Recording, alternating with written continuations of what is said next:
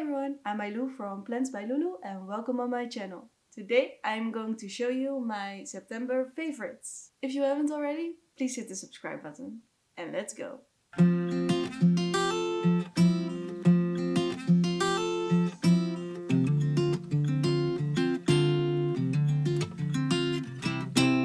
The first plant on the list is my Hoya Matilda Splash. This is her. I remember that in that period everybody was searching for this plant. This plant was one of the rarer plants that people wanted, and in the Netherlands it was completely sold out. This one had a lot of more splash, but you can't control the splash part. This is how she looks. She is a lot bushier than when I got her. Well, I got a whole plant and divided cuttings up to give to my friends, and I kept one cutting. I tried it 2 times before, but he died. One time it was a very small cutting, and so he rotted away because he had no roots, and the other time I think I forgot to water him and he shriveled up and I couldn't save him. But this one was one strand. It was only this strand. And now he has grown like a lot of bushier. I don't know if you can see, but there are only 2 stems in the pot. And as you can see, there are 5 stems here. So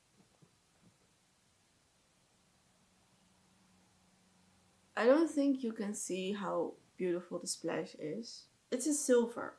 It's not light green, because sometimes splashes can be light green. However, this splash is silver, and you can see on the top it's more splashy than on the bottom. I honestly don't know why that happens. I don't think it's because he is standing next to a window with full sun. So maybe it's too much light, but also he's quite happy there, so I'm not gonna change his place. Yeah, that's this one. And there was a time I fell out of love with this one, only because he was this long. He had 1 or 2 strands, and I didn't find him appealing anymore. For me, it wasn't hitting the same, and so I chopped him up. That's why there are 2 stems in here. And yeah, now he is like getting more bushier, and that's the thing with Hoyas. If you chop off the ends, if the leaves are growing and you chop it off, it will become bushier. So if you didn't know, now you know. The second one is a cactus, and I have to read it. It's a Stanio Cactus multicostatus, and it is also known as the brain cactus. And as you can see, it kind of looks like a brain from above, and from the side. Oh, it looks like a cactus from the side with a little bit of squiggly lines. The reason why I really like this cactus is because of the white dots in combination with the squiggly lines, and I think I need to water him, but when he is like fully healthy, the spikes are like bright red. Now they're a little bit orange brownish, but I think I have to water him. But normally the spikes are bright red, and in the sunlight it looks so awesome. I have this one I think for 2 years now, or maybe 3. As you can see, he has grown in the length. So I'm quite happy with that.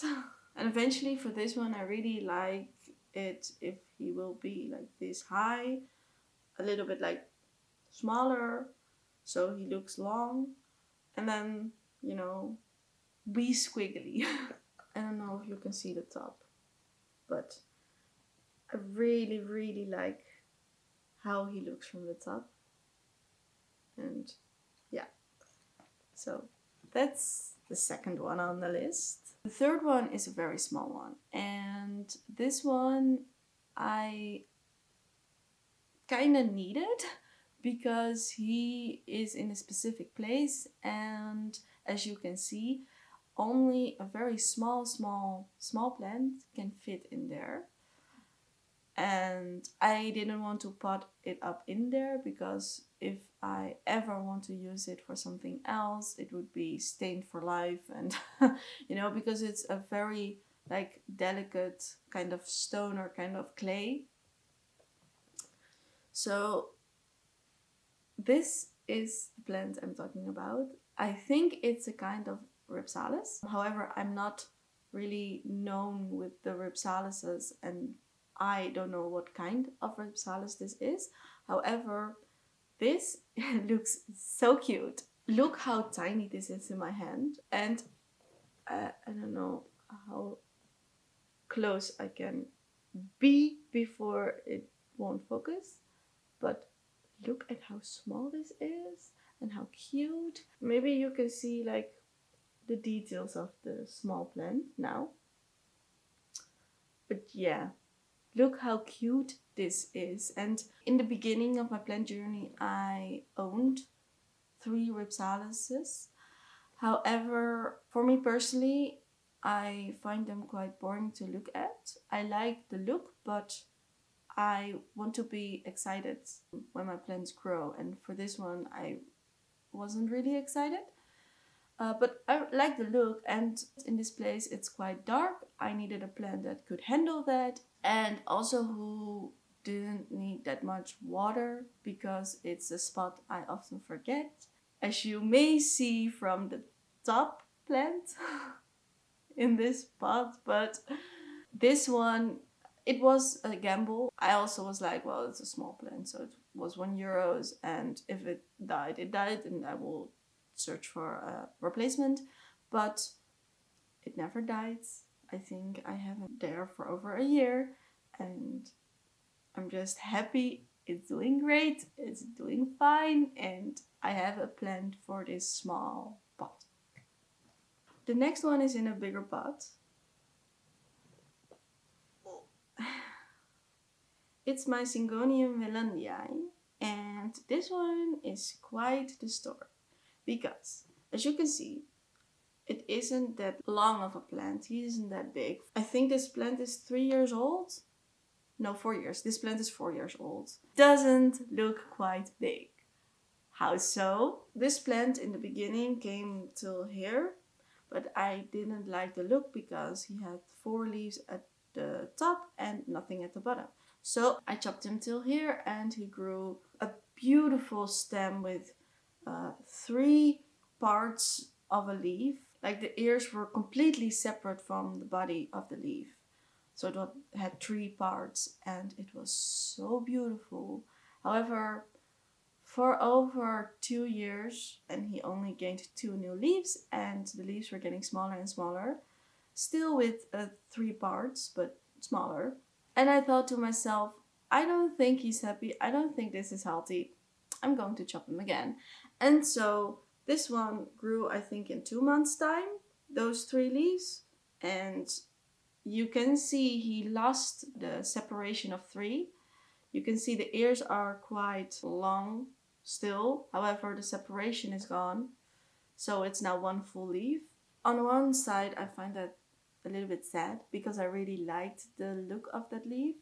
On the other side, he seems healthier now and happier. I'm happy he's growing. And if that is what it takes for him to be happy again, well, it's fine. Plants are always temporarily. Plants are not fixed, are not continuously the same. So if this is what makes him happy, then it's fine. This leaf is already getting quite big, I think, for this kind of plant, because when I got him, he had like this small of leaves.